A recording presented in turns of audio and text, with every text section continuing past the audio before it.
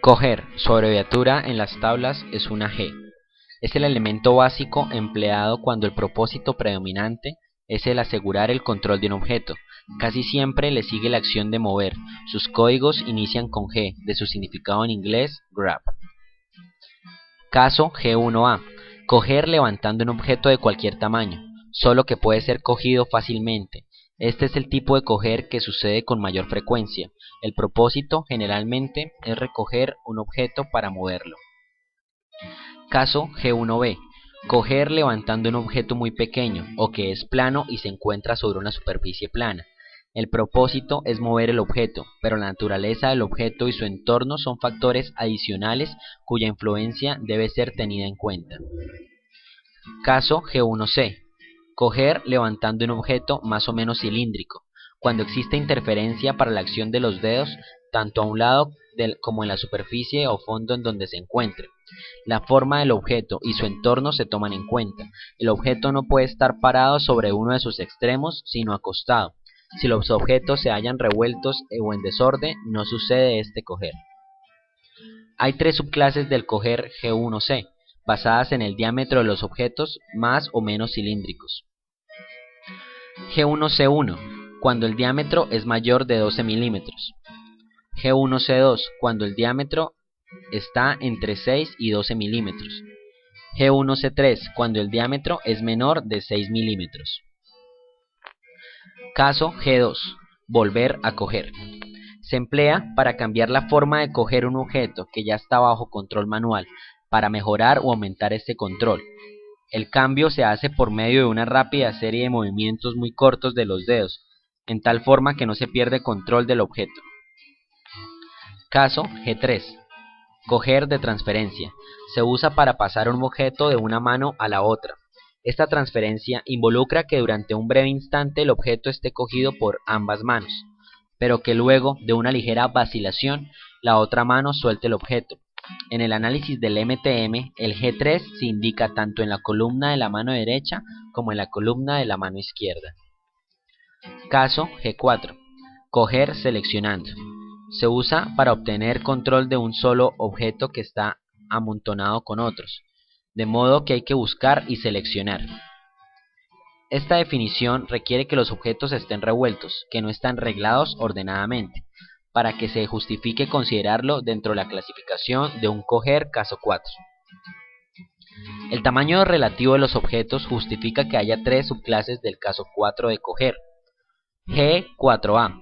Objetos con diámetro mayor de 25 por 25 por 25 milímetros. G4B. Objetos con dimensiones entre 6 por 3 por 6 milímetros y 25 por 25 por 25 milímetros. G4C. Objetos con dimensiones menores a 6 por 6 por 3 milímetros. Caso G5. Coger de contacto. Se usa cuando se logra un control parcial haciendo contacto con la superficie del objeto, mediante la mano o los dedos. Un ejemplo de coger sería G4A. Este movimiento indica coger seleccionando objetos mayores de 25 por 25 por 25 milímetros. Continuamos con soltar. Soltar, su abreviatura en las tablas es una RL. Es el movimiento básico de los dedos o la mano empleado para dejar el control de un objeto. Inicia con RL de las palabras en inglés release, que significa soltar, en un movimiento muy corto, ya que el control se pierde en el momento en que los dedos se separan del objeto. Es un movimiento muy corto.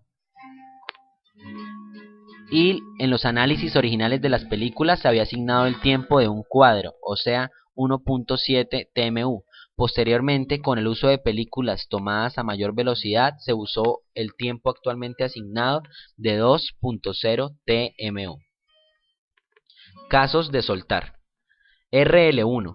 Soltar normal. Se ejecuta abriendo los dedos como un movimiento independiente. Este movimiento equivale a 2.0 TMU.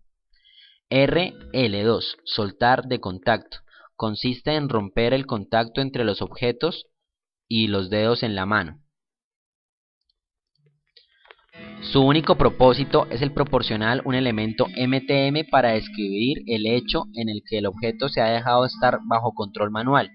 Normalmente, un soltar de contacto indica la terminación del control manual después de un coger de contacto, y como sucede con el G5, no tiene tiempo asignado. Continuamos con posicionar. Su abreviatura en las tablas es una P. Es el elemento básico de los dedos o la mano empleado para alinear, orientar y enjacar un objeto en otro para obtener una relación específica.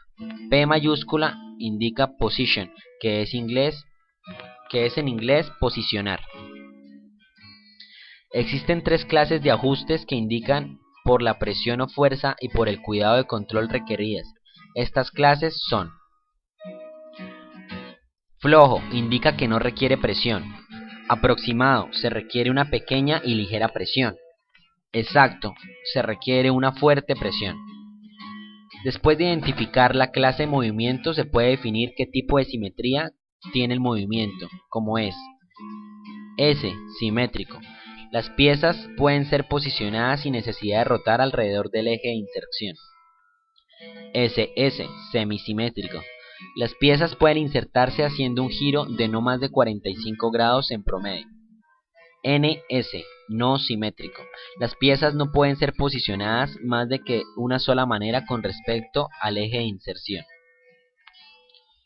Finalmente, se debe identificar de manejo que está determinada por la facilidad de manejo, que puede ser A, la rigidez del objeto, B, el tamaño del objeto, C, el método de sostenerlo, D, manejo difícil, E, manejo fácil.